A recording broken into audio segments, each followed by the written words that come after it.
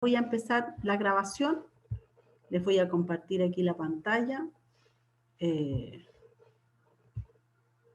No. Les voy a compartir la pantalla. Ya, ahí sí. Entonces empecemos. Miren.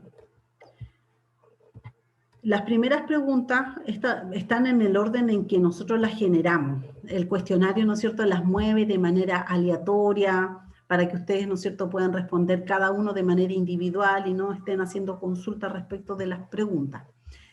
Pero la primera que nosotros pusimos es esta, que dice, la sociedad Nuclean S.p.A., ubicada en Valparaíso, firma un contrato de suministro de productos sanitarios con un cliente de La Serena.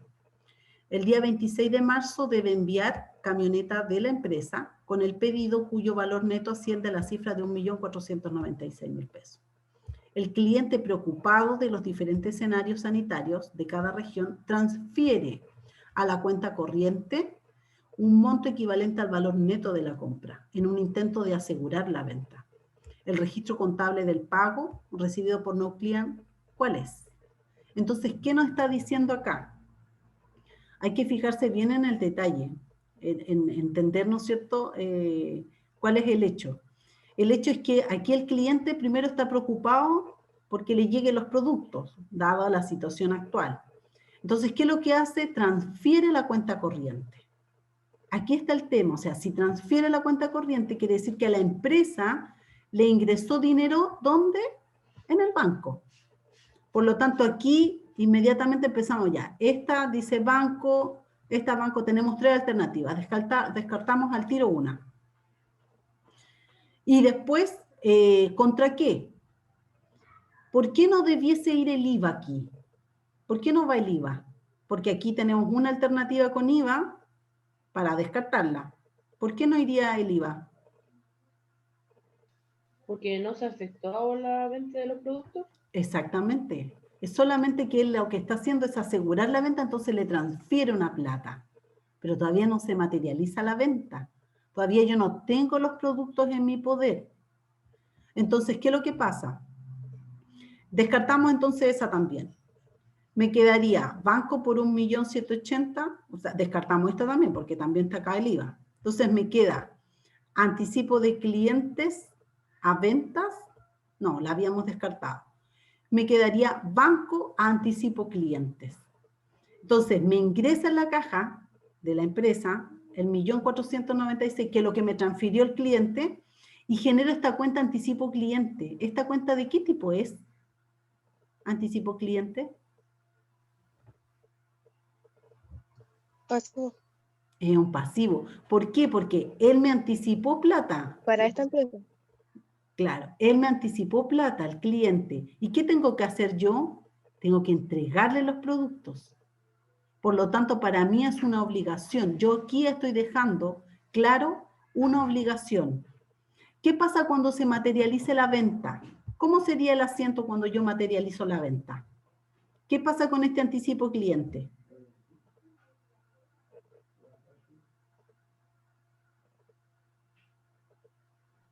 ¿Se reversa? Se reversa, o sea, yo voy a poner aquí mi anticipo cliente y se va el anticipo cliente, ¿no es cierto? Porque se va a netear. Aquí tengo una notación al debe y aquí al haber se netea por los 1.496. ¿Pero qué me falta? Me falta hacer la venta, ¿verdad?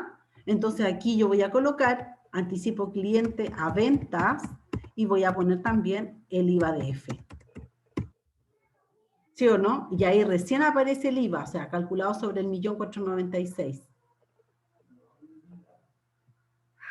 Entonces aquí se va mi cliente, desaparece la obligación porque yo ya materialicé la venta cuando yo la voy a entregar.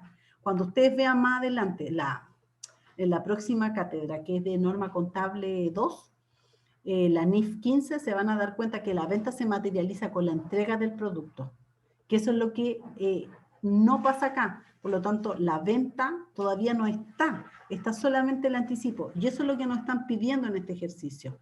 Si transfieren la cuenta corriente para asegurar la venta, ¿cómo contabilizo eso? Contabilizo mi banco, porque me entró la plata al banco, efectivamente. ¿Pero contra qué? Contra este anticipo del cliente, que es mi obligación. Entonces, yo sé que tengo ahí un anticipo del cliente, tengo una obligación, tengo que hacer esa venta, tengo que entregar esa mercadería. Después, ¿está claro ahí ese? Profe, ¿Sí? y aparte tiene que pagar la diferencia del IVA, ¿cierto? El IVA tiene que pagarlo. ¿El IVA dónde lo va a pagar? ¿O cuándo se va a pagar? El IVA se paga, ¿no es cierto?, cuando corresponde su declaración de impuesto a la renta. ¿Quién lo paga? Lo tiene que pagar el cliente. Entonces, Sí, Profe, pero me refiero a que Profe, se aparte refiere de a la que el renta, asiento así va a quedar descuadrado. exactamente. sí, eso. Exactamente. ¿Qué es lo que faltaría acá colocar? Cliente o banco, si es que para el tiro. Banco, caja o cliente, Exactamente. dependiente de cómo De ocurre. cómo lo va a pagar. Exactamente. Porque aquí él me pagó el valor neto de la venta. Pero no me está pagando el IVA. Tiene que pagarme el IVA. Por lo tanto, él me va a tener que transferir, y podría ser banco, ¿no es cierto? Me va a tener que transferir el diferencial, que son el 1.496.000 por el 19%, eso me lo va a tener que pagar. Y así después yo, empresa, voy y al mes siguiente, el día 12, pago mi IVA. ¿Sí? Sí, profe. Ya, perfecto. Después tenemos el otro ejercicio que decía, al 31 de diciembre, la distribuidora Cati Limitada está cerrando sus estados financieros del 2020. A ese día aún no tiene información de las facturas por servicios básicos, como energía eléctrica, telefonía, internet, agua potable, los cuales tienen como fecha de vencimiento habitual entre el 10 y el 15 de cada mes. El contador de la empresa estima el consumo de estos servicios basado en los últimos pagos realizados. Este valor asciende a 350.000 pesos netos aproximadamente. Utilizando este monto, según él, se debe realizar un registro contable. Seleccione la alternativa correcta según sus conocimientos.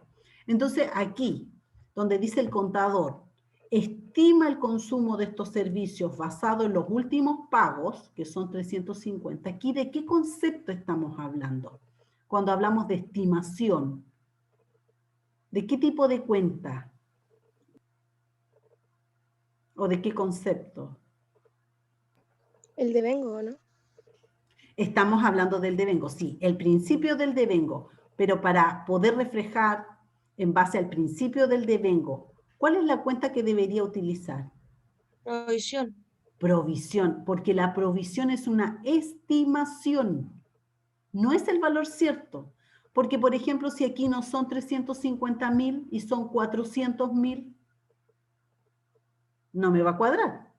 Por eso es que yo utilizo la cuenta provisión. Tengo el gasto, que es lo que quiero dejar reflejado por el principio de devengo, que son los 350.000, y creo esta provisión de servicios básicos por 350.000.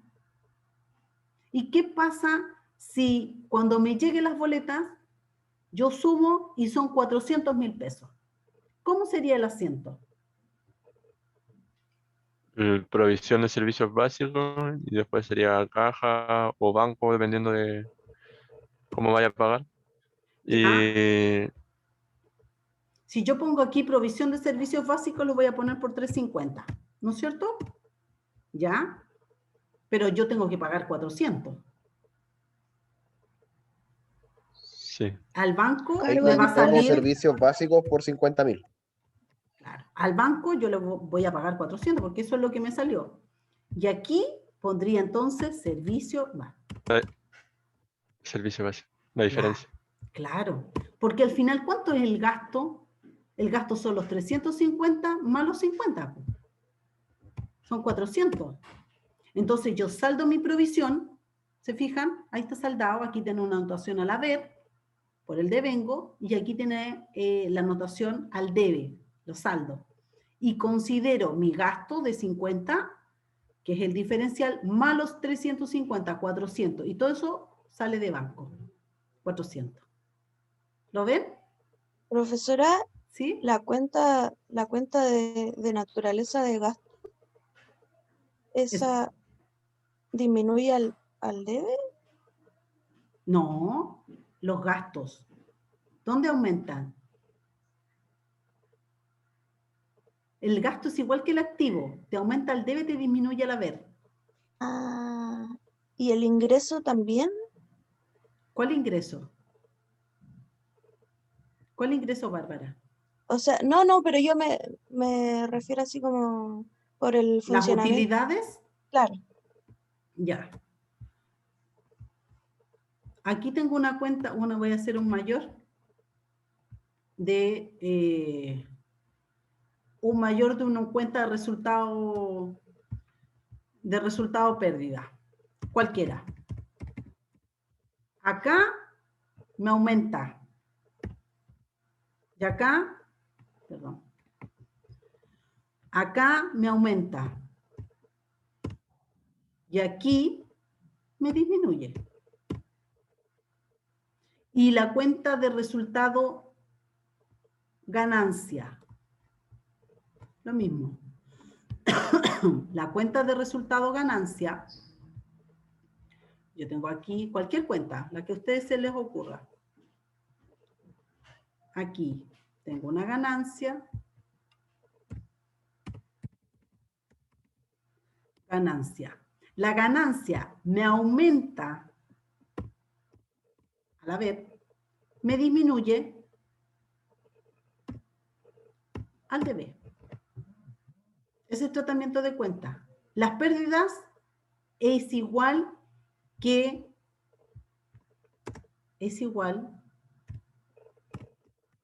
un activo.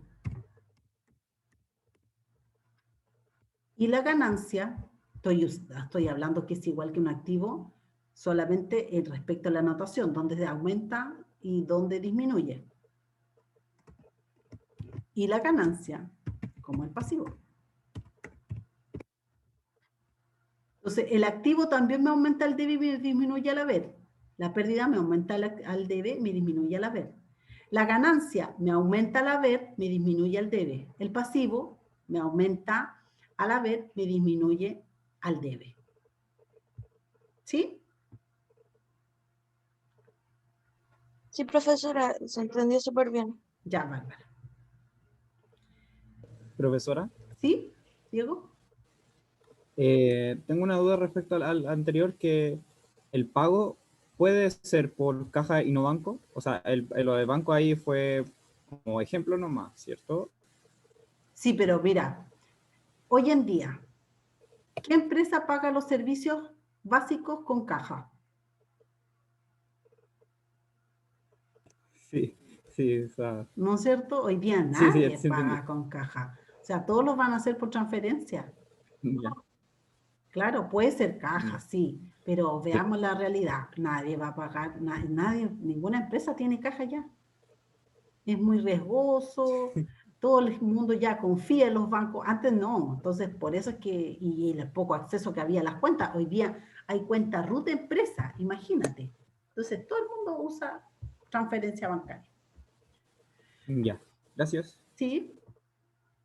Después, ya, quedamos claros con el tema de la provisión, ¿no es cierto? Chiquillo, Sí, profe. ¿sí? Ya.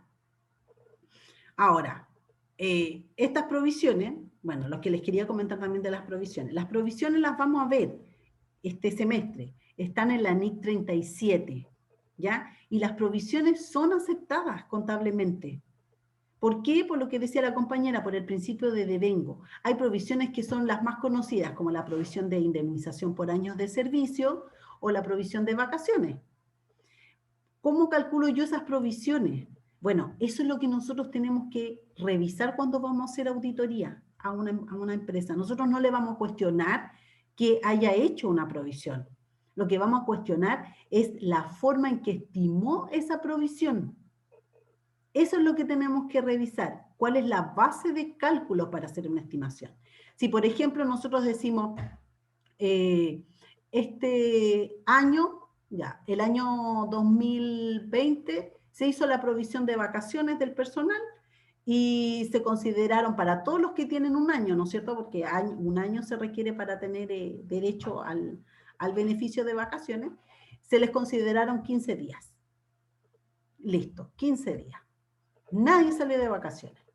Voy a tener la provisión ahí, porque nadie salió de vacaciones, dado, ¿no es cierto?, el tema de la pandemia, qué sé yo, nadie tomó vacaciones. Llegamos a final de año, vuelvo a hacer una provisión por 15 días más para todas las personas de nuevo. ¿Esa estimación, ustedes dirían, está correcta? ¿Tiene un fundamento? ¿La podrían cuestionar ustedes como auditores? Se los pregunto.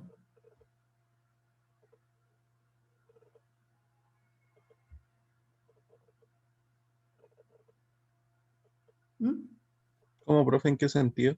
Que si ya tienen una provisión de 15 días por cada persona y llega fin de año y le sumo 15 días más, estoy diciendo con la provisión que las personas van a salir de vacaciones 30 días en el año. ¿Eso es real? No. Imposible, ¿no es cierto? Claro, es imposible porque ¿quién va a poder salir? O todas las personas van a poder salir 30 días de vacaciones. No es real porque eso significa parar la operación de la empresa. Entonces, ahí yo puedo empezar a cuestionar los métodos en los que están, cómo están haciendo ese cálculo de la provisión. Lo mismo la ¿Eso es como un fraude, algo así? No, las provisiones no es fraude, no, las provisiones están aceptadas. Lo que tú tienes que revisar es que la base en la cual se estiman sea correcta.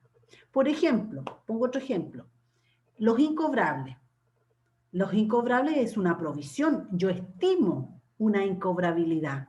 Yo digo, de total de la cartera de clientes, voy a tener, no sé, un 5% de incobrabilidad.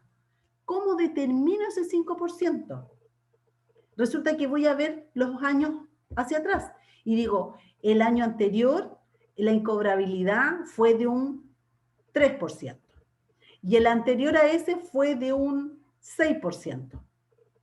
Entonces yo digo, si mi base de estimación es correcta, está bien. Si hubo un 3, hubo un 6, un 5%, está bien. Pero si tengo una base de estimación de incobrabilidad del 10% y no fundamento ese 10% y para atrás, los años, siempre tenía una incobrabilidad del 2%, nosotros vamos a tener que ir a preguntar y ver, pero ¿por qué aumenta la incobrabilidad del 2 al 10%? O sea, la aumentó en un 8%. ¿Qué situación fundamenta ese aumento en la estimación? Porque cuando se hace una provisión, yo tengo un gasto contra una provisión. Y yo podría decir, es que está colocando más provisión para aumentar el gasto. Y si aumento el gasto, pago menos utilidades. Pero, ¿cuál es el fundamento de la provisión? ¿Me entienden? Profesora, ¿Sí? en ese sentido, por ejemplo, el tema de la pandemia, uno podría ver, o sea, yo creo que lo hicieron, pero ¿se podría dar ese caso Exacto. de aumentar? Sí, o sea, el año pasado, cuando recién partimos con la pandemia, las provisiones venían del año anterior, del 2019 para el 2020, ¿verdad? No había pandemia. Por lo tanto, se quedaron con la provisión que tenían. Pero ahora, 2021, tienen toda la experiencia del año anterior. O sea, hubo un montón de gente que despidieron, gente que no ha pagado, obviamente que les aumentó la incobrabilidad. Y teniendo todos los antecedentes que hay hoy en día, que están de Europa, ¿no es cierto? La segunda ola, nuevamente, que todavía no va a repuntar la economía, sino hasta junio del próximo año, etcétera. Obviamente que eso es una buena base para hacer un aumento de la incobrabilidad. Porque si traían, no sé, un 5%, lo más probable es que ese 5% el año de recién pasado con pandemia les haya aumentado un 15%. Porque mucha gente sin trabajo. Entonces, y ahora este año nuevamente todavía la situación no mejora, esa persona o esa empresa que ya tenía un 5, obviamente que la tiene que haber aumentado a un 15, a un 20% la incobrabilidad. Tiene la base del año anterior y las proyecciones del año que viene. Ahí tienes el fundamento. Ahí tú lo vas a revisar. ¿Sí? ¿A qué se refiere con incobrabilidad? O sea, ¿cuál Que sería no, ya, la incobrabilidad, tú dices, de todos mis clientes siempre hay un porcentaje que no me va a pagar. A eso me refiero con la incobrabilidad, que no, no te va a pagar. Y la persona prefiere irse a Bicom, pero no va a pagar. Y no va a pagar porque no tiene dinero, porque no quiere pagar. Pueden ser muchas las situaciones. Pero siempre hay un porcentaje que tú no logras cobrar. Y que después pasa, ¿no es cierto?, a todos los... El proceso para hacer cobrable esa incobrabilidad. Y finalmente, si no te pagan, ya tú castigas a ese cliente. O sea, ya no hay vuelta atrás. A eso me refiero con la incobrabilidad. ¿Se entiende, Diego? Sí, casi. Ya. Profe, ¿Sí? ¿uno también puede hacer una provisión por la incobrabilidad? Sí, eso es lo que estamos hablando. Hacer una provisión ya. por la incobrabilidad. Se llama provisión de incobrables. Ya. No También entendí. hacemos provisión, por ejemplo, por el impuesto a la renta. Porque nosotros tenemos el cierre el 31 de diciembre y tenemos que pagar un impuesto por las utilidades que tenemos, que se han generado en este año. Por ejemplo, 2020. Al cierre del 2020, tú haces la provisión de impuesto a la renta. ¿Por qué? Porque no vas a pagar el impuesto a la renta el 31 de diciembre. La vas a pagar en abril o en mayo del año siguiente, o sea, abril o mayo del 2021. Pero estimas cuánto va a ser lo que tú vas a pagar. Pero puede que sea más o puede que sea menos. ¿Por qué? Porque no lo estás pagando en ese momento, lo tienes que pagar después. Entonces, usando principio de devengo, dejo la provisión reflejada y el gasto también en el periodo que corresponde, pero lo voy a pagar al año siguiente. En abril o mayo lo que hago yo cuando pague, hago el ajuste con la provisión. Lo mismo que le hicimos acá con los gastos básicos o servicios básicos, hacemos el ajuste, saldo mi provisión, reconozco realmente cuál es mi impuesto a la renta y lo pago. También se hace la provisión de impuesto a la renta. ¿Se entiende? ¿Se va entendiendo? Sí. Ya, aquí muy buena pregunta. Me dice, ¿el PPM no es una provisión? El PPM es una provisión de pagos provisionales mensuales. Eso significa PPM, provisión previsional mensual. En el fondo, lo que uno hace con el PPM es ir estimando, va guardando, ¿no es cierto?, como un ahorro. Uno de las utilidades que tiene, uno tributa o paga, ¿no es cierto?, un porcentaje de ese PPM, que va desde un 1% hasta un 3,5%, depende. Hay una fórmula para calcular el PPM. Y tú lo que vas haciendo es que vas estimando de tus ventas. Si tú tienes tus ventas y dices, con estas ventas yo debiese tener una utilidad X que me va a dar un impuesto X. Entonces yo voy abonando con ese PPM, con esa provisión mensual, a aminorar ese pago al final del año. Que no salga tan salado, ¿no es cierto? Que no salga tan pesado pagar todo de uno y tú vas abonando y finalmente haces el cruce y ves si tienes que pagar alguna diferencia o si te van a devolver alguna diferencia de ese impuesto. Porque hay que cerrar el año, hay que hacer el balance para ver la utilidad neta. ¿Ya? ¿Queda claro ahí?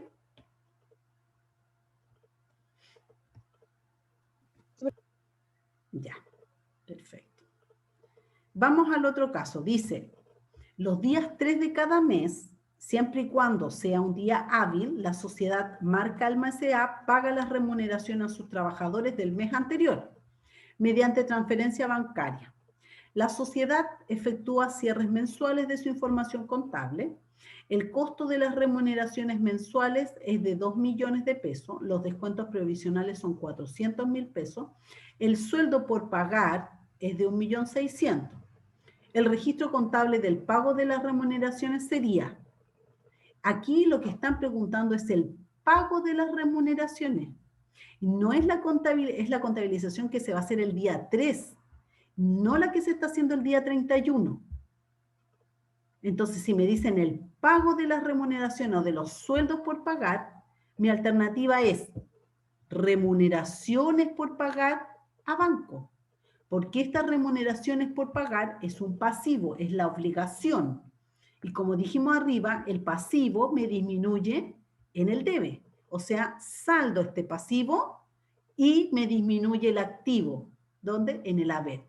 saco la plata del banco y pago este compromiso que tengo con mis trabajadores. Les pago los sueldos. Si yo les digo, ¿cuál sería el asiento que se hizo al 31 de marzo? En donde yo devengo el gasto. Las remuneraciones Remuneraciones. por 2 millones. ¿Ya? Vamos a poner, Después los descuentos previsionales, que serían a la ver. ¿ya? Ahí irían como todos los descuentos, bueno, la AFP, seguro cesantía hizo descuentos. ¿Cierto? Eso, a eso se refiere con los descuentos previsionales. Claro. Ya, y después las remuneraciones por pagar, de 1.600.000. Exacto. Eso, voy a poner valores así corto nomás para no escribir texto, pero se entiende, ¿no es cierto? Entonces aquí yo tendría, esto es lo que se hizo el 31. El gasto para la empresa son 2 millones, que se desglosan en 400 en imposiciones y 1.600.000 en remuneraciones. Pero son 2 millones. Aquí estoy reconociendo el gasto por 2 millones.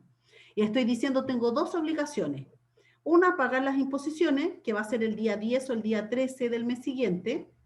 Y otra es pagar la remuneración, que va a ser el día 3 del mes siguiente. Entonces, esta es la primera que estoy saldando acá. Ahí, ¿se fijan? Yo la voy a netear. Aquí tengo el pasivo, que es mi obligación, es un por pagar. Tengo mi obligación y la saldo contra el banco. Y después cuando haga el pago de las imposiciones, el día 13, lo mismo. Voy a llevarme descuentos previsionales al debe contra banco y pago las imposiciones. Que como dice el compañero, es la ISAPRE, FONASA, la FP, el SIS, que tenemos ahora, el aporte patronal, el seguro de cesantía. ¿Ya? ¿Se entiende esta parte? No la entiendo, profe. Ya. ¿Qué parte no entiende? Yo le vuelvo a explicar. ¿Esta o esta? ¿La del gasto o la del pago? Se supone que la de la derecha es la primera, ¿no? Claro. Esto es lo primero que se hizo. Esto se hizo, Claro. si le ponemos una fecha, yo diría esto se hace el 31, porque aquí decía que era de marzo, ¿o no? Ya, supongamos que el 31 de marzo. Ya, 31 de marzo. ¿Y esto cuándo lo voy a hacer? El 3 de abril. ¿No es cierto? El 31 de marzo, cuando usted, porque todo esto se lleva en la contabilidad a través del libro. Entonces, a mí me va a salir el libro del auxiliar de remuneración y me sale la centralización del libro. Y me va a aparecer en el sistema contable un asiento. ¿Qué sería este asiento del gasto? Aquí, 2 millones de gastos remuneraciones. El día 3 de marzo, cuando yo mueva el auxiliar de banco, ¿qué es lo que voy a hacer? Me va a aparecer el pago de la remuneración. Y después el día 13 de abril me va a salir el pago de las imposiciones, de los descuentos previsionales. Entonces se me va a ir descuento previsional, se me va a ir remuneración y me va a quedar remuneraciones, 2 millones, a banco, 2 millones. Ese va a ser el movimiento que va a quedar finalmente en la contabilidad. Lo que pasa es que va a quedar ordenado cronológicamente y yo puedo ir viendo cómo se movió. Pero si saldo las cuentas, voy a tener remuneraciones, 2 millones, a banco, 2 millones. Ya pagué el 3, 1.600.000, el día 13 pago los otros 400 de las imposiciones. ¿Se entiende?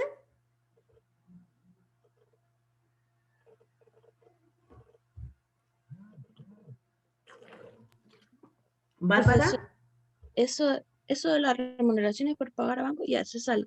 Pero lo de la previsión, esa parte no la Ya. entendí bien. Lo que pasa es que la remuneración, cuando tú haces la liquidación de sueldo, ¿no es cierto? Tú le descuentas las imposiciones a los trabajadores.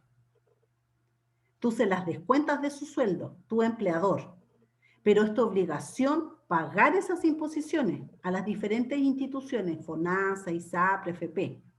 Entonces, tú tienes ahí una obligación, tú tienes un por pagar, tienes un pasivo. Y ese pasivo, ¿cuándo se hace exigible? al día 10, el día 10 del mes siguiente, o el día 13, porque ahora como se pagan por Previred, ¿no es cierto? Y por transferencia, el día 13. Ya. Entonces, ¿tú qué es lo que haces el día 13? Pago de imposiciones, listo. Voy y anoto, ¿no es cierto? Y hago la transferencia y me va a quedar en el banco, al tiro, cargado, el auxiliar de banco. Eso es lo que te estoy diciendo. Ya, ahora lo entiendo, profesora. ¿Ya? ¿Sí? ¿Está Gracias. bien? Sí, usted, por favor, tenga la confianza de preguntarme. Esta parte del taller es para que quedemos claros, porque si no, después nos vamos avanzando. Así que, si alguno no entiende, toda la libertad para que me pregunte. Yo les puedo repetir todas las veces que quiera. Después el ejercicio 4 dice, en el mes de febrero del 2021, 2 amigas deciden formalizar un emprendimiento de venta de ropa urbana a domicilio. Como dirección social, utilizarán la casa que arrienda una de ellas en 400.000 pesos mensuales. Tienen ya un stock de productos avaluados en 2 millones. Estos fueron comprados con boleta, dado que operaban como personas naturales. Desde el punto de vista contable, el registro inicial social sería, o sea, el inicio, ¿no es cierto?, a capital. ¿Cuál sería? Nosotros tenemos aquí, primero, estos 400.000 pesos. Estos 400.000 pesos que son arriendo, ¿podría formar parte del capital que están aportando? Yo diría que sí. ¿Ya? ¿Por qué sí? Sí. ¿Por qué? ¿Qué cuenta es el arriendo? ¿Es una cuenta de activo? ¿Es una cuenta de gasto? ¿Es una cuenta de pasivo? ¿Qué tipo de cuenta es? Gasto. Es un gasto. ¿Tú podrías aportar a la sociedad ese gasto como capital? Sí. No. No. El gasto que tú vas a tener de arriendo de 400.000 pesos es un gasto que va a quedar en tu contabilidad. O sea, va a ser un gasto mensual. Tú vas a tener un gasto de 400.000 pesos de arriendo. Pero aquí estamos formando el capital. ¿Cuál es mi aporte al capital? Distinto sería si aquí, en vez de aportar esos 400.000, dice, yo voy a aportar una propiedad, un edificio, instalación. Eso es un activo. Eso es un beneficio para la empresa que va a generar utilidades posteriores, igual que la mercadería, que en este caso es ropa, ¿no es cierto? Esa ropa que va a entregar es la base del negocio, que te va a generar a ti beneficio económico futuro. Pero el arriendo es un gasto y lo tienes que contabilizar como gasto todos los meses, pero no forma parte del capital. ¿Me entienden?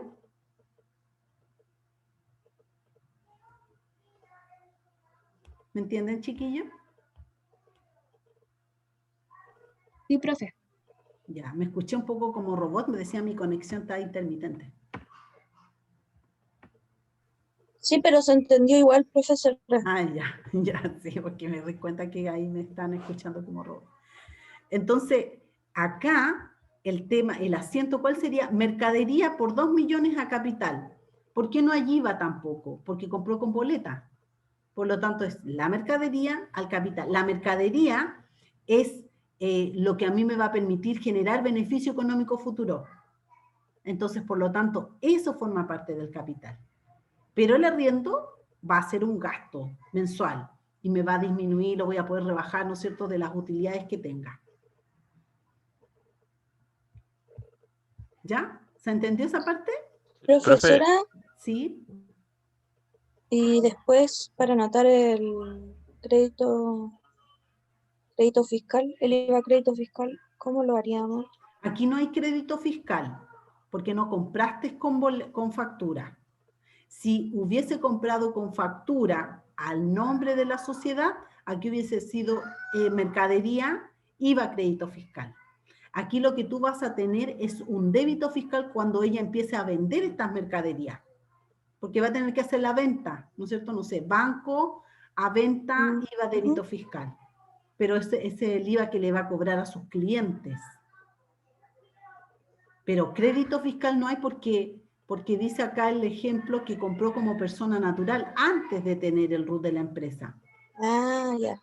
Entonces tú para poder Entiendo. tener derecho al crédito fiscal, tú tienes que comprar con RUT empresa, pero no es este caso. Pero está bien la pregunta. Claro. Está bien. ¿Alguien más me iba a preguntar algo? Ah, no, que si, por ejemplo, en el caso de que...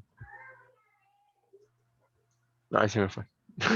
Dime, Ariel. Ah, no, era que si hubieran aportado, por ejemplo, hubiera sido mejor que hubieran aportado en efectivo y después hubieran comprado las mercaderías. Claro, O, sí. o iba a ser algo similar, o iba a ser lo mismo. No, no, porque lo que tú, mira, muy buen punto. Si tú dices que aportan banco 2 millones o caja 2 millones, supongamos que no tiene todavía habilitada la cuenta corriente de empresa, ya. Entonces ahora volvemos a la caja ahí que decía el compañero de norte. Aporta caja 2 millones. Después cuando compra, lo primero que tiene que hacer, tiene caja, pero tiene que vender. Si el giro aquí es venta de ropa. Entonces, ¿qué va a hacer con esos 2 millones? Va a ir y va a comprar mercadería, va a comprar ropa. Y ahí compra la ropa y ahí recién, como lo va a comprar con el RUT de la empresa, aparece el IVA crédito fiscal, que le sirve y lo va a poder tener, ¿no es cierto?, para poder después rebajarlo del débito fiscal. Pero ahí el asiento sería caja a capital. Caja a capital. Aquí, ahí no hay IVA tampoco. El IVA se va a dar después la operación, pero ya no es un aporte inicial. ¿Me entiendes? Sí, Entonces eso iría directamente en el libro diario, porque lo otro después iría al libro de compra y de venta, se supone, ¿no? Claro. Esto va en el libro diario, que hoy en día, chiquillos, no existe el libro diario. O sea, como así, libro no hay. Hoy día es todo a través de un ERP, todo a través de sistema. Todo se hace ahí. Ah, O sea, ustedes cuando lleguen a hacer asientos contables, ustedes los van a hacer en un ERP, en un software. o Ahí sea, y tampoco hay algo así como que usen Excel y tengan así como hojas sueltas. eso es para una microempresa. Y mira, y hasta las más chicas ahora que tienen un contador que es externo, el contador contrata un software. Nubox, por ejemplo, que es re barato y que sirve para los contadores independientes. Entonces uno lo lleva ahí y lleva la contabilidad. Pero hoy en día ustedes están orientados para ir a trabajar a grandes empresas. Pueden asesorar también pequeñas y medianas, no hay ningún problema. Pero ustedes van a trabajar con un software, con un programa, y ahí viene listo. Viene el libro diario, viene el mayor, viene el balance, viene todo. Vienen los auxiliares. Entonces ustedes solamente van a digitar, pero olvídense de hacer un libro, si ya no hay. Hasta en el servicio impuesto interno, el libro de compra y venta está todo digitalizado. Las facturas son electrónicas, las boletas son electrónicas, todo está en línea. Entonces ustedes salen para otra era, no saco nada yo con enseñarles el hacer un libro diario si no tiene sentido. Antes sí existía el libro diario y había toda una parafernalia para poder hacerlo. No podía tener enmiendas, no podías echarle corrector, que el espacio, que la fecha, que la rayita, que no se podía dejar ninguna línea, espacio, si no tenías que tirar una raya y cruzarlo. Era todo una parafernalia para poder completarlo. Hoy en día no se usa. Hoy día todo es a través de software. Profe, ¿Sí? ¿y hace cuánto más o menos se dejó de usar? Yo creo que, a ver, la contabilidad del año 60, cuando usaban las manguitas, ¿no es cierto? Aquí la visera, ahí. Ahí era el contador llenando, ¿no es cierto?, con tinta y se ponía la manga porque para no arrastrar y mancharse la camisa con toda la tinta que usaba para hacer el caja americana, que era así un libraco, o sea, era gigante. Yo diría que hasta el 2000, por lo menos lo que yo usé, hasta el 2005, 2008, por ahí, algunas pymes todavía usaban.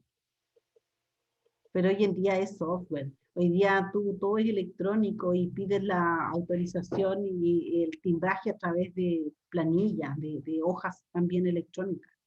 Entonces, Y ustedes imagínense, pues ustedes que van a salir ya en 2 años más, 3 años más, y todo a través de RP. Todo a través de RP. Ya, sigamos. Entonces, ¿quedamos claros aquí con esta parte? Sí, profe. Ya. Sí. Había otra parte que tenía que ver con los estados financieros. ¿Qué es esta? Me parece. ¿Qué es esta? No, abrí lo mismo. ¿Dónde está ese? Profe, por casualidad, ¿cuántos puntos hay en esas 4 preguntas? No me acuerdo porque algunas valían 2, otros valían 3, pero el tratamiento de cuentas se lo mostré en la tablita. ¿Cuánto decía la tablita? Espérame. Tratamiento de cuentas tenía 12 puntos. 3 por 4, 12. Eran 3 puntos cada una.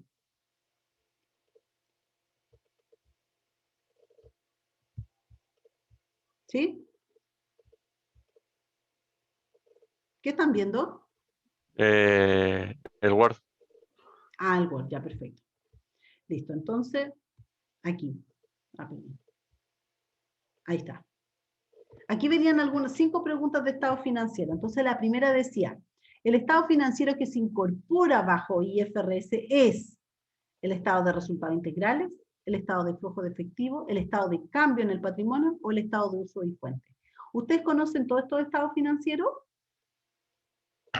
El último, no. El uso y fuente es lo mismo que el estado de flujo de efectivo. Es el mismo. Se le llama de ambas formas, pero su nombre formal es estado de flujo de efectivo, F, pero es lo mismo. Pero aquí el estado que se incorpora bajo IFRS es el estado de cambios en el patrimonio, que si alcanzamos a ver una memoria, si no yo se las voy a subir al aula, para que ustedes lo revisen, van a fijarse que es un estado, ¿no es cierto?, que es muy grande, y se apertura todo el patrimonio. Eso es lo que se incorpora bajo la IFRS, porque los otros ya estaban, ya siempre lo hemos utilizado, pero este ¿Ya las NIC no estaban? ¿El estado de cambio en el patrimonio? No. ¿No? No. El estado de cambio en el patrimonio, cuando nosotros usábamos, ¿no es cierto?, la tributación, no la tributación, sino que la contabilidad bajo las normas chilenas, no estaba el estado de cambio en el patrimonio. Bajo IFRS, que es norma internacional, sí aparece este nuevo estado financiero. Cuando hablamos de NIC, de NIF o de IFRS, es lo mismo. Que tú dijiste NIC recién. No, te estoy hablando de norma chilena. No NIC, norma chilena.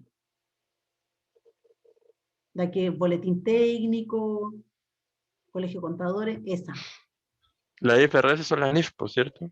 Exacto, las IFRS son las NIC y NIF.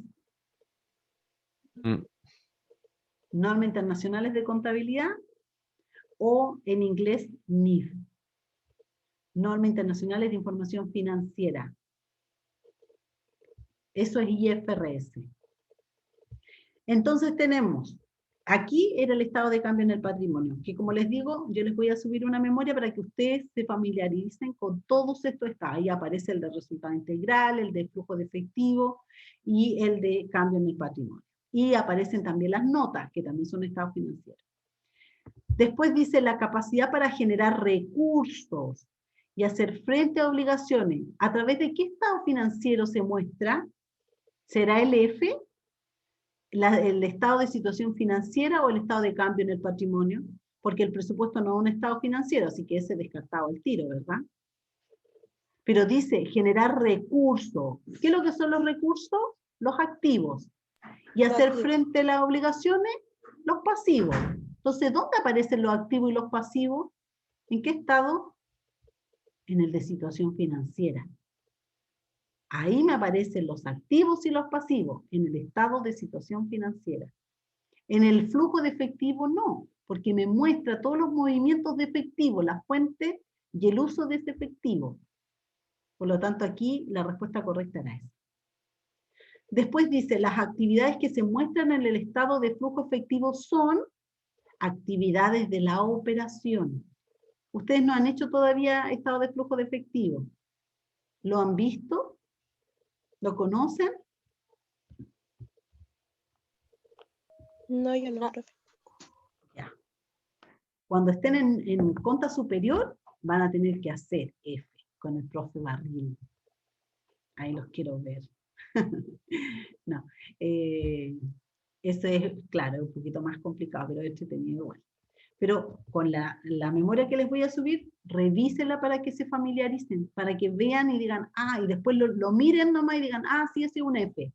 No van a ver la metodología, no les estoy pidiendo que aprendan a hacerlo mirando, pero sí familiarizarse, mirar y saber, ah, así es el estado.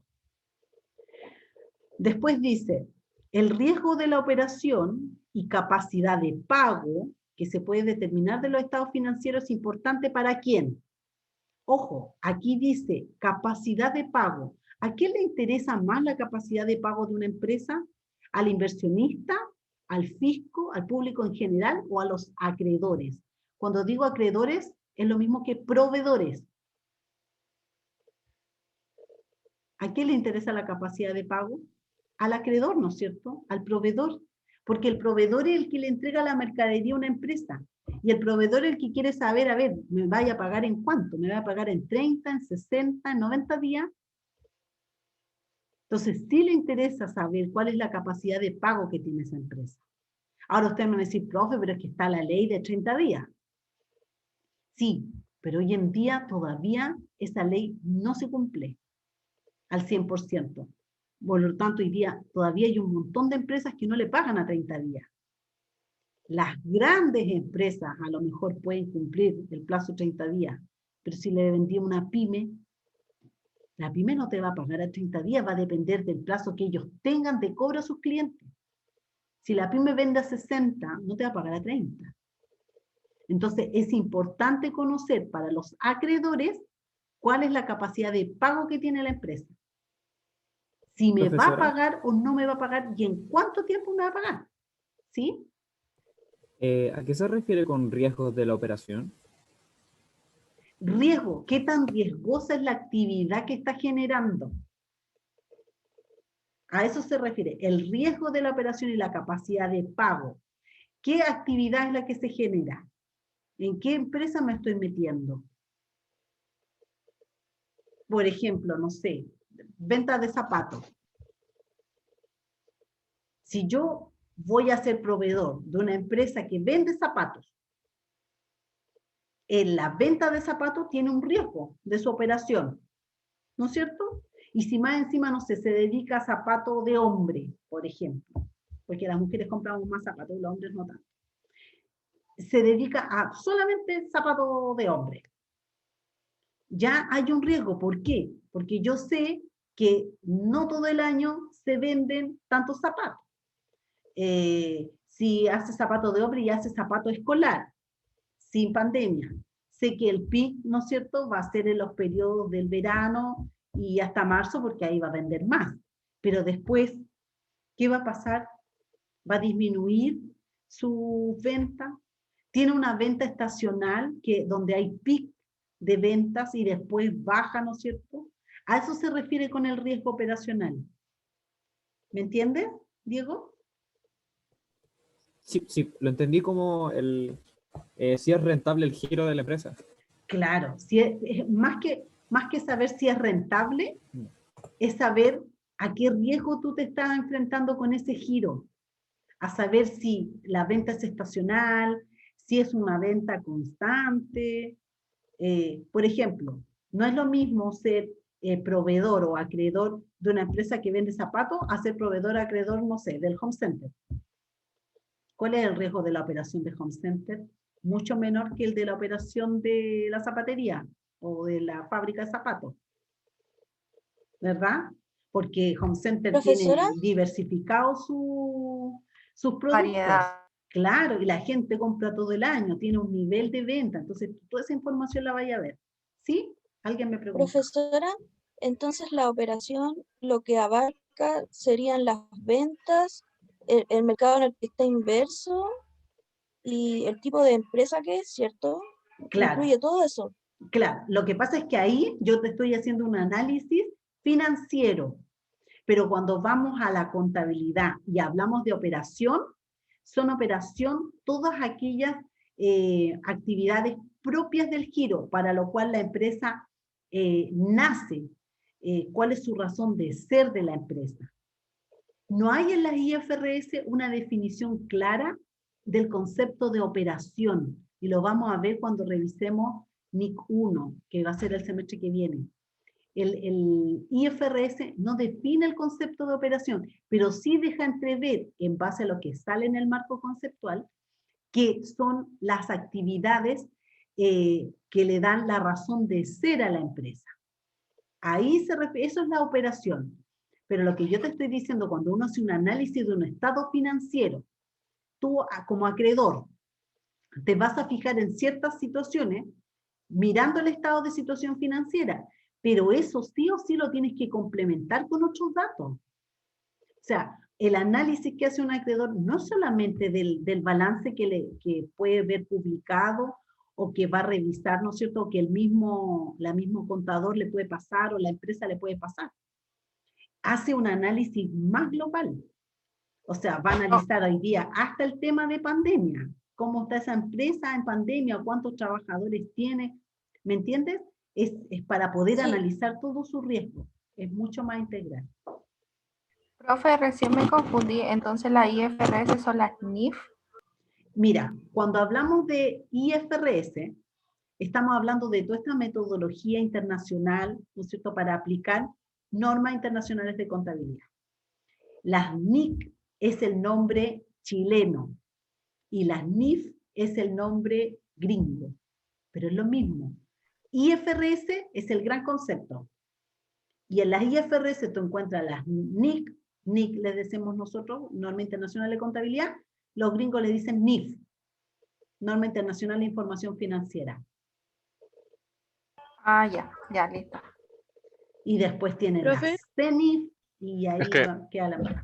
Es que lo que pasa es que la profe Karen nos dijo que, escucha, no es por llevarle la contraria, pero al menos lo que ella nos mostró en sus clases fue que que las NIC eran como las la ASB. No, la IAS, IASB. que era International Accounting Standard. Claro. Eso era lo mismo que las NIF, y la IFRS se referían solamente a las NIF.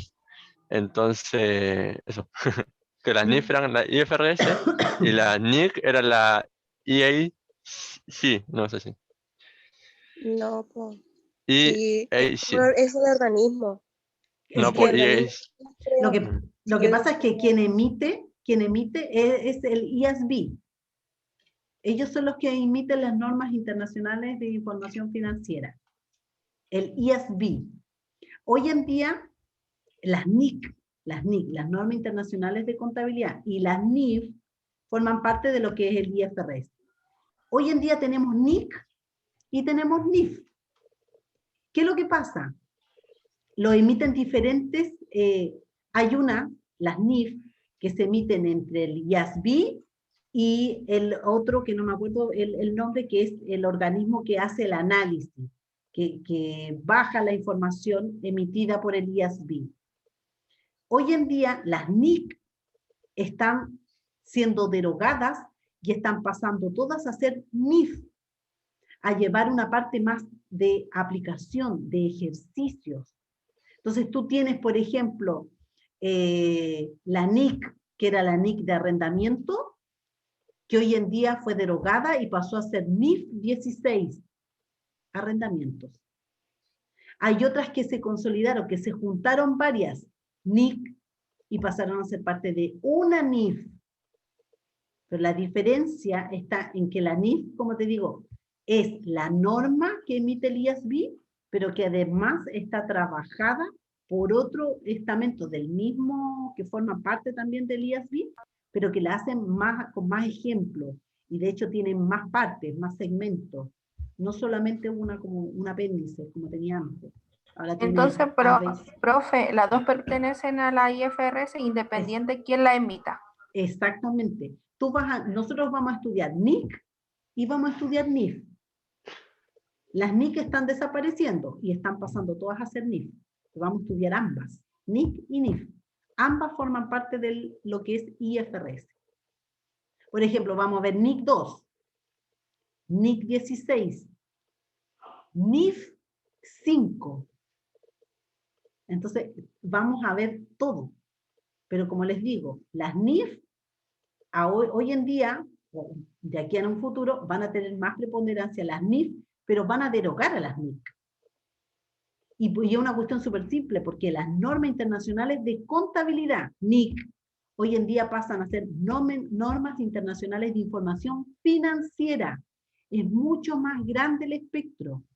Ya no solamente nos circunscribimos a contabilidad, una norma internacional de contabilidad, sino que es de información financiera. ¿Me entienden? Entonces hay más conceptos que vamos a tener que agregar. Con una mirada, el contador no solamente tiene que tener una mirada contable, sino una mirada financiera. Eso es lo que nos están diciendo las normas IFRS o las normas internacionales. Tengan una mirada más financiera, relacionemos cosas. Por eso es que se están derogando las NIC y pasando a NIF. ¿Me entienden? Profesora, tengo una duda. ¿Sí? Oh, justo están tocando ahí. Es que lo que pasa es que yo en la pregunta en la que estamos del riesgo, yo lo había puesto como inversionista, porque los inversionistas también tienen que ver el tema del riesgo de la operación, y también yo suponía que la capacidad de pago porque también tienen que ver si les conviene o no invertir ahí, o sea, si también pueden atraer multa y otros por no pago o pueden perder diversos proveedores por el no pago. Entonces por eso yo había puesto inversionista. Ya, pero el inversionista, ¿qué se va a fijar? ¿Se va a fijar en la capacidad de pago o en la utilidad que genera la empresa? Utilidad.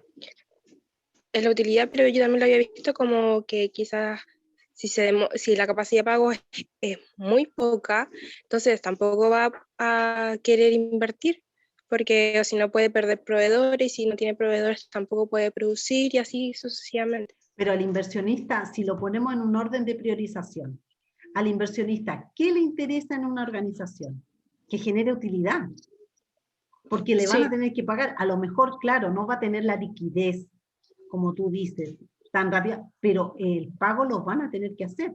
Y tal como vamos a revisar ahora en Sociedad Anónima, si no me pagan la fecha de compromiso del dividendo, me lo va a tener que pagar después, pero reajustado, yo no voy a perder plata. Me lo va a tener que pagar igual. Entonces, el inversionista se fija en no en la liquidez, se fija en la utilidad que genera esa empresa. Eso es lo primero que le va a interesar. Pero el proveedor que solamente entrega un producto que no tiene mayor participación, no es como el inversionista, no es dueño de la empresa, porque el inversionista en el fondo es dueño, ¿no es cierto? Una partecita. El acreedor no tiene nada que ver con la empresa, le entrega un producto y quiere que le paguen. Nada más. O sea, para eso necesita saber si efectivamente esa empresa tiene liquidez o no tiene liquidez. Esa es la capacidad de pago. Al inversionista, claro, le interesa invertir porque genera buenas utilidades. A lo mejor puede tener problemas de liquidez, pero su inversión no se va a ver disminuida. El dividendo se lo van a tener que pagar igual. Quizás no en la fecha que determine la junta de accionistas, pero se lo van a pagar porque él es dueño también de esa empresa. ¿Me entiendes? No, profe. ¿Me entendiste o no? ¿No me entendiste? No, sí. Ah, entendí, no. No, dije, chuta, ya. Malo que me esforcé. Ya. Después la última dice, una entidad que tiene la intención o necesidad de disminuir o cesar sus operaciones, debe preparar sus estados financieros en base a ¿qué?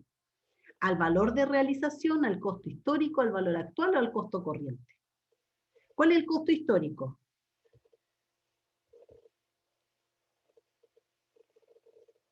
Es lo que me costó en su momento. En su momento, ¿verdad? Todavía se utiliza el costo histórico. Por ejemplo, en propiedades, planta y equipo, vamos a utilizar, hay algunas empresas que sí siguen utilizando el costo histórico, pero la verdad es que la mayoría utiliza el valor de realización, que es el precio, ¿no es cierto?, que hay de mercado. El valor actual, no. ¿Qué es lo que es el valor actual? ¿Saben lo que es el valor actual? ¿O cómo se determina el valor actual? ¿Ya tuvieron finanzas? No, profe, no me acuerdo. No. Ya, el valor actual es un valor futuro que me lo traigo a valor presente. Por ejemplo, yo tengo que desembolsar, no sé, vamos a verlo después las provisiones. Una provisión, estoy construyendo algo y sé que después cuando termine de hacer esa construcción voy a tener que invertir o gastar dinero en un desmantelamiento. O sea, voy a tener que botar después todo eso y dejar el terreno como está. Eso es por norma. Entonces, ¿qué es lo que hago yo? Hago una provisión y digo, voy a provisionar el desmantelamiento, que puede ser las maquinarias, ¿no es cierto?, la mano de obra, todo, incluye todo el desmantelamiento. Y digo, y esta obra yo la voy a construir, la voy a usar 10 años y en 10 años yo tengo que desmantelarla. Entonces creo la provisión de desmantelamiento y digo, van a ser, no sé, 5 millones, pero 5 millones que yo voy a pagar en 10 años más. Ya, esos 5 millones, hoy día, ¿cuántos valen? ¿Cuál es el valor actual de esos 5 millones? Entonces hay una fórmula en el Excel, ustedes la buscan ahí, valor actual, y pueden traerse ese valor futuro a valor presente. Eso es valor actual. ¿Se entendió? Sí. ¿Sí? Ya. Cuando vean finanzas y hagan evaluación de proyectos, van a utilizar mucho valor actual. Pues se utiliza para... Profe. ¿Sí? ¿Qué era valor de realización? El valor de realización es el valor de mercado. El valor que está en el mercado. Ya, gracias. Ya. Ahora volvamos a ver sociedad anónima.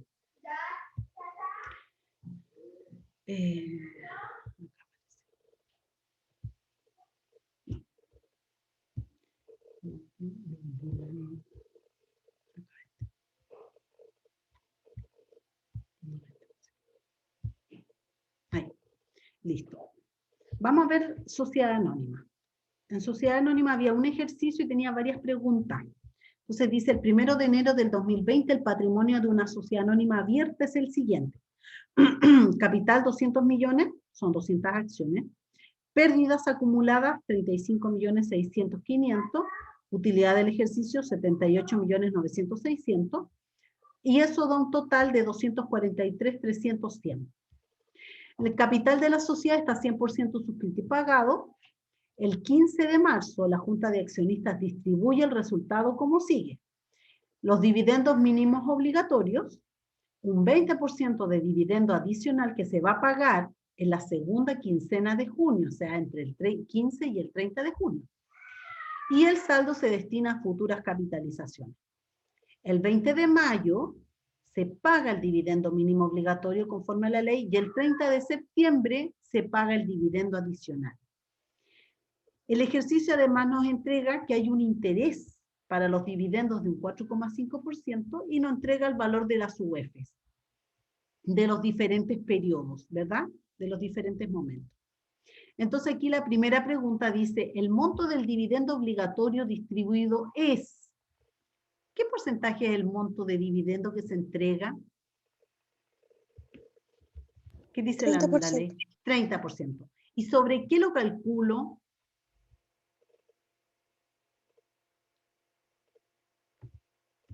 En este caso, ¿Total? por la utilidad de ejercicio, menos las pérdidas acumuladas.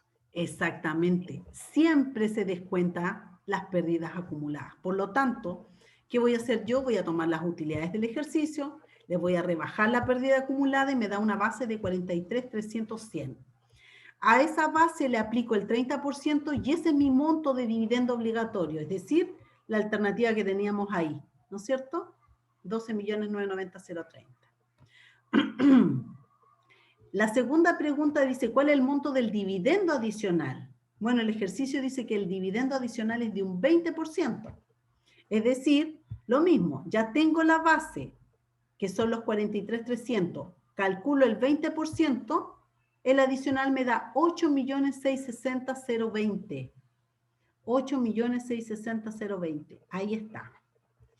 Pero también nos preguntaba, el ejercicio, dice, el monto del dividendo obligatorio efectivamente desembolsado por la sociedad. ¿Cuál es? ¿Qué pasa ahí? Lo que pasa es que el 15 de marzo la Junta de Accionistas decide distribuir dividendos. Si el 15 de marzo decide distribuir, ¿cuándo tiene que pagar ese dividendo obligatorio?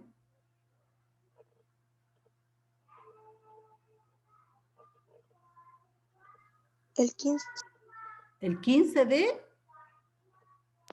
marzo. No, aquí junio. decidió. No, el 15 de marzo decide pagar. Pero ¿cuándo se hace exigible? ¿Cuándo tiene que pagarlo?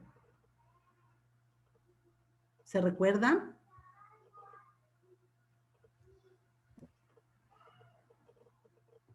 ¿Qué dice la norma? La ley.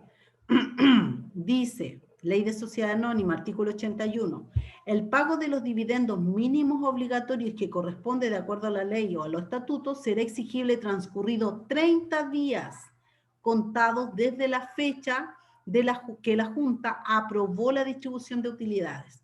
O sea, si aquí se aprobó el 15 de marzo, Abril. 15 de abril, ¿verdad? Y aquí tenemos 14 de abril, o sea, ahí están los 30 días.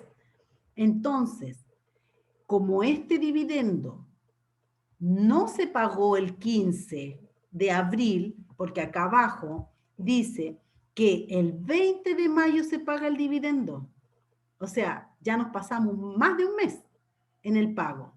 ¿Qué dice la ley? Para poder yo determinar cuál es el monto efectivo pagado, que tengo que reajustarlo por el valor de la UEF. Entonces, ¿qué voy a hacer?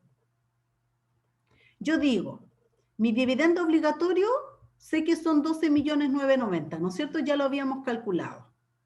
¿Cuándo lo tenía que pagar? El 14 de abril. ¿Cuándo lo pagué? El 20 de mayo. Listo. Tomo estos 12.990.000 y los convierto por el valor de la UEF del 14 de abril, que ahí la UEF vale 26.456,87. Entonces, estos 12 millones, a la fecha que debiese haberse realizado el pago, correspondían a 491 UEF. Y resulta que se va a hacer en mayo. Entonces, tomo esas 491 UEF y las multiplico por la UEF de mayo, del 20 de mayo, que son 26.900,76.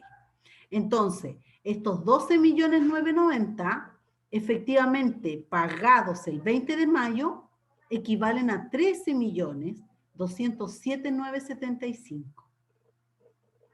Ahora, además dice, hay un interés por los dividendos. Entonces, ese valor de 13 millones que me van a pagar en mayo tiene un interés. ¿De cuánto? Del 4,5. O sea, multiplico ese valor por el 4,5% y finalmente lo que hay que pagar son 13.802.334 por dividendos obligatorios. ¿Se entiende esta ¿Profe? parte? ¿Sí? ¿Cómo sacó el 13.200.000? ¿7? Ya. ¿Eh? Lo primero que hice fue que tomé el dividendo obligatorio, 12.990.000, ¿no es cierto? Que lo traíamos de ahí. Y dije, como esto junta, se acordó el 15 de marzo, bueno, y la ley me dice que 30 días después yo tengo que pagarlo, entonces el 14 de abril debería estar pagando. ¿Cuál es la UEF del valor del 14 de abril? Ahí está, 26.456,87. Entonces, este monto lo transformo en UEF, lo divido de la UEF. ¿Te fijas? Lo dividí de ese monto. Y ahí digo, en realidad, lo que había que pagar en abril son 491 UEF. Y esas 491 UEF ahora me las traigo a la fecha del 20 de mayo. Porque el 20 de mayo la UEF subió. De 26.456 subió a 26.900. Entonces, multiplico esas 491 UEF por los 26.900. Y ahí me da el valor de 13.207.975. ¿Entiendes? Profesora, ¿Sí? ¿y por qué no se calculó con la UEF de marzo cuando se distribuyó? Porque la ley me dice que se va a pagar, porque aquí te están preguntando el pago. ¿Cuál es el pago efectivo del dividendo? El pago efectivo del dividendo va a ser en abril, porque la ley dice que son 30 días después. Entonces, en abril yo debería haberlo pagado. Pero no lo pagué en abril. Y ahí lo recién pago- calculo la UF. Exacto. Ahí lo convierto en UF y después esa cantidad de UFs me las llevo a mayo o a la fecha que te den de pago real. En este caso es el 20 de mayo. Y los 13.800.000. Ya, estos 13.807.000 es porque además el ejercicio dice que hay un interés del 4,5%. Entonces, este valor, que es el valor del dividendo al 20 de mayo, le tengo que agregar este interés del 4,5%, que aquí te lo dan, pero uno también podría calcularlo. Aquí el ejercicio te da el interés. Entonces, lo que yo voy a pagar es el valor del dividendo actualizado a la fecha de pago, o sea, 20 de mayo, además del interés de 4,5%. O sea, pago 13.802.334, que es la alternativa que tenemos ahí. ¿Me entienden? Ya. Después, lo mismo para el dividendo adicional. El dividendo adicional ya lo teníamos en 8.660.000. ¿Cuándo había que pagar el dividendo adicional? Aquí dice que se paga el dividendo adicional la segunda quincena de junio, o sea, el 30 de junio. Pero ¿cuándo se pagó efectivamente? El 30 de septiembre. Entonces, ¿qué es lo que hago? Lo mismo que hicimos arriba. Tomo los 8 Ahí sacamos millones. la UF de junio, del Exacto. 15 de junio, y después lo convertimos con la UF de Septiembre. Exactamente. Yo digo, esto debería haberse pagado el 30 de junio. O sea, yo el 30 de junio debería haber pagado 320 UF. Pero no las pagué en junio, las pagué en septiembre. Pero en septiembre cambió la UF. Entonces, ¿cuánta plata es efectivamente en septiembre? Tomo estas 320 UF, las multiplico por su valor de la UF y me da 8.705.716. Pero esos 8.705.000 además tienen el 4,5% de interés. O sea, lo que yo voy a tener que pagar en dividendos adicionales son 9.097.473. ¿Me entienden? Ahí dice, el pago de los dividendos adicionales que acordare la Junta se hará dentro del ejercicio en que se adopte el acuerdo y en la fecha que ésta determine o en la que fije el directorio. Aquí se había fijado una fecha de junio, pero efectivamente se pagó en septiembre, por lo tanto tengo que hacer este ajuste. Después la última dice el patrimonio de la sociedad después de la distribución del resultado, ¿cuál es? Bueno, ya teníamos, ¿no es cierto?, el valor arriba de los 243.300.100, le rebajamos nuestros dividendos, el patrimonio me quedan 221.650.050. Ese es el monto del patrimonio. Me voy a ir más rapidito para que alcancemos a ver el de las existencias. Entonces, después venían unos ejercicios de existencia. El primero decía que había una empresa de artículos electrónicos que tenía el 31 de diciembre 200 televisores a un costo de 155.000. La empresa, en la venta, por unidad debe asumir los siguientes costos. Embalajes 3.000 por unidad, flete 5.000 por unidad y una comisión por venta del 5%. Al cierre, el precio de venta de cada televisor es de 170.000. Valor que no se puede aumentar ya que de otra forma saldría del mercado. ¿Cuál es el valor neto de realización al 31 de diciembre? Entonces, por un lado, nos dan el valor de la existencia, o sea, 155.000 por 200 televisores, tengo 31 millones en existencia. Pero aquí me están preguntando por el valor neto de realización, por el BNR. ¿Qué dijimos recién? El BNR es el precio de venta menos los costos necesarios para producir la venta. En este caso, tengo el costo de venta, que son 170.000 por 200. Tengo costos necesarios para producir la venta, o sea, tengo que incurrir para poder vender en embalaje, en flete y en una comisión por venta. El embalaje son 3.000 por 200, el flete son los 5.000 por los 200 y la comisión por venta son el 5% de los 34 millones. Es decir, yo tomo mi precio de venta, le rebajo todos estos costos necesarios para producir la venta y el BNR me da 30.700.000 pesos. O sea, era la alternativa que teníamos ahí. ¿Sí? ¿Se entiende? ¿Se recuerdan de esto? Profesora, ¿cómo sacó el valor de existencias? ¿Esta? Acuérdate que Sí. dice aquí que el precio son 155.000 y tiene 200 televisores. Entonces hice la multiplicación.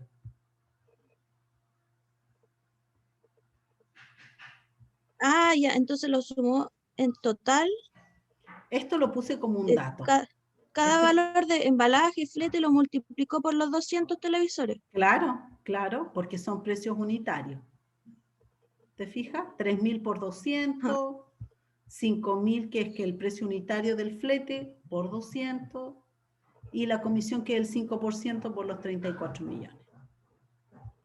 Ah, ya. Después venía otra pregunta que decía, la diferencia entre el BNR y el valor justo es... La respuesta correcta era el BNR es un valor específico para la entidad, mientras que el valor justo es un valor conocido. Aquí queda claro, porque este BNR es para esta empresa. Puede ser que otra empresa no incurra en un embalaje de 3.000, puede ser 2.000, 1.000. O puede ser que el flete no sean 5.000 y sean 3.000, 1.000. Y que la comisión tampoco sea del 5, del 3, del 8. Por lo tanto, el BNR es específico para cada entidad. Y el valor justo efectivamente es el de mercado. Después venían otros ejercicios cortos donde decía, si una empresa importa mercadería a un valor CIF, el valor CIF es el costo, seguro y flete, en 5.000 pesos, paga gastos de arancel y desaduanamiento por 1.000 y transporte desde el puerto hasta su bodega por 500. ¿Cuál es el costo de adquisición de la mercadería? Entonces yo lo que tengo que hacer para poder determinar el costo de adquisición es sumar, ¿no es cierto? Colocar el valor CIF, que es el costo que viene en la factura, le sumo el arancel y le sumo el transporte. Y ahí me da un costo unitario de la mercadería de 6.500. Esta es la forma en que se determina el costo de adquisición. Pero lo mismo, el mismo ejemplo, pero ahora le agregamos una capacitación. Hay una capacitación para el manejo de las mercaderías y esa capacitación vale 1.000. Fíjense, no la sumo. ¿Por qué no activo la capacitación? ¿Por qué la capacitación no va a formar parte de mi costo de adquisición? ¿Por qué creen ustedes? Porque eso viene después y es un gasto. Ya, eso viene después y es un gasto. ¿Alguien más? Porque no tiene relación con el costo de adquisición.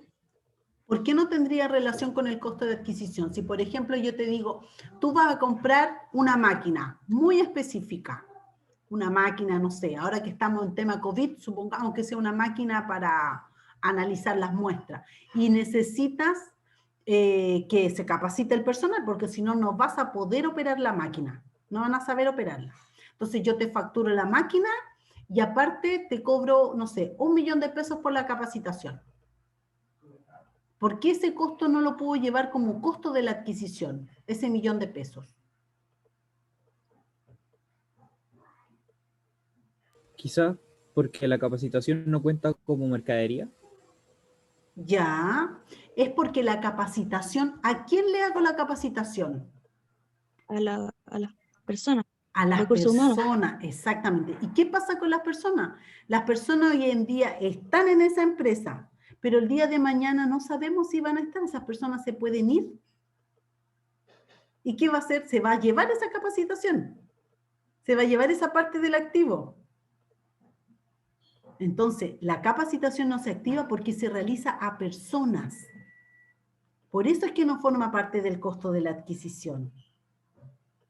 ¿Me entienden? Sí. Es por eso, aunque sea muy específica, se hace sobre personas Y las personas hoy están en la compañía, pero mañana puede que no estén. Entonces, por ese motivo, no son activables, porque son sobre personas. ¿Se entiende? Así que aquí el costo era el mismo, ¿sí? Pero también podría ser de que, porque las capacitaciones no es para el manejo de la mercadería, no para la adquisición tampoco. Y si el costo de adquisición lo pago por lo que me cuesta, bueno, adquirir el producto, entonces no, esto es para manipulación, la capacitación. Claro, es para manipulación, pero es que si tú, por ejemplo, hay algunas mercaderías o algunas maquinarias que son tan específicas que no sacas nada con comprar la maquinaria si no te capacitan, porque no la vas a poder hacer funcionar. Entonces, tiene que ir de la mano la capacitación con la maquinaria. ¿Me entiendes? Sí, Pero, pero profesora, si, entonces, Dale, Ámbar. pero si después yo también compro otra maquinaria igual, esa capacitación ya va a estar, pues entonces también tampoco la voy a incluir. Entonces, Claro. igual, o sea, llegamos a lo mismo, pero me refiero a eso. Sí, llegamos a lo mismo, porque la capacitación está en las personas. Te capacitan una vez, después esas mismas personas que ya aprendieron a usar la maquinaria, tú no tienes para qué volver a incurrir en ese gasto. Esas mismas personas van a capacitar a las otras. Y si esas personas se van, llegarán otras que están capacitadas, no sé. ¿Me entiendes? Pero el tema Sí, es que sí. no forma parte de ese costo del equipo, porque está en las personas, porque se va orientada hacia ellas. Después dice el 31 de diciembre del año XX que el valor libre de la existencia es 11.000 y el precio de venta es de 10.000 por cada unidad. Los costos de traslado hasta el cliente son 500. ¿Cuál es el BNR? Lo mismo que hicimos arriba. Aquí yo tengo un valor libro, 11.000, tengo un precio de venta de 10.000 y tengo un gasto necesario para producir la venta, que es el traslado, son 500. Entonces el BNR va a ser mi precio de venta menos los costos necesarios para producir la venta, es decir, 9.500. Ese es el BNR. Esa era la respuesta correcta. Y por último, tenemos el concepto del deterioro, que yo no sé si ustedes lo vieron. No. Ya. Entonces el deterioro es simple, dice, si el 31 de diciembre, lo mismo, ¿no es cierto? Lo único que cambia es la pregunta, ¿cuál es el valor de deterioro de las existencias por unidad? Entonces, aquí para calcular el deterioro, yo lo que tengo que hacer es comparar mi valor libro con mi BNR. Mi valor libro dice que yo puedo vender cada mercadería en 11.000 pesos. Pero el valor neto de realización, es decir, mi precio de venta real, es de 9.500. O sea, aunque yo quiera vender las mercaderías en 11.000 pesos, a mí el mercado me va a pagar 9.500. No me va a pagar más. Entonces, este valor de 11.000 está deteriorado. Se deterioró en 1.500 pesos, en la diferencia. Porque como les digo, aunque yo quiera venderlo en 11.000, ¿cuánto me va a pagar el mercado? 9.500. No me va a pagar más. Entonces, efectivamente, mi valor libro tiene un deterioro. Mi valor libro es mayor que mi BNR, tengo deterioro. ¿Se entiende? no, profe, ¿por qué si el valor libro es mayor que el BNR hay deterioro? Porque tú dices que este valor libro es el valor en que tú piensas que vas a vender. Tú crees que vas a vender en 11.000 pesos cada unidad, pero resulta que tú sales al mercado y el mercado no te va a pagar más de 9.500 pesos. Entonces, ¿está deteriorado tu valor, tu contabilidad? Tienes un valor que no es real. No te van a pagar 11.000, te van a pagar 9.500. Entonces, ahí la norma habla del concepto de deterioro. Está deteriorado tu valor contable. Y lo que tienes que hacer después es un ajuste, que eso lo vamos a ver cuando analicemos la NIC 2 en detalle. Ahora me interesa que entiendan el concepto nomás de deterioro. ¿Se entiende ahí, Bárbara? Sí. Eso es, comparo mi valor libro con el valor de venta del mercado. Si mi valor libro es mayor que lo que yo puedo vender en el mercado, tengo un deterioro, porque no me van a pagar eso. O sea, lo que tengo que hacer es ajustar la contabilidad y dejar todo valorizado en 9.500, que eso se los voy a enseñar después cómo se hace. ¿Y si el BNR es mayor?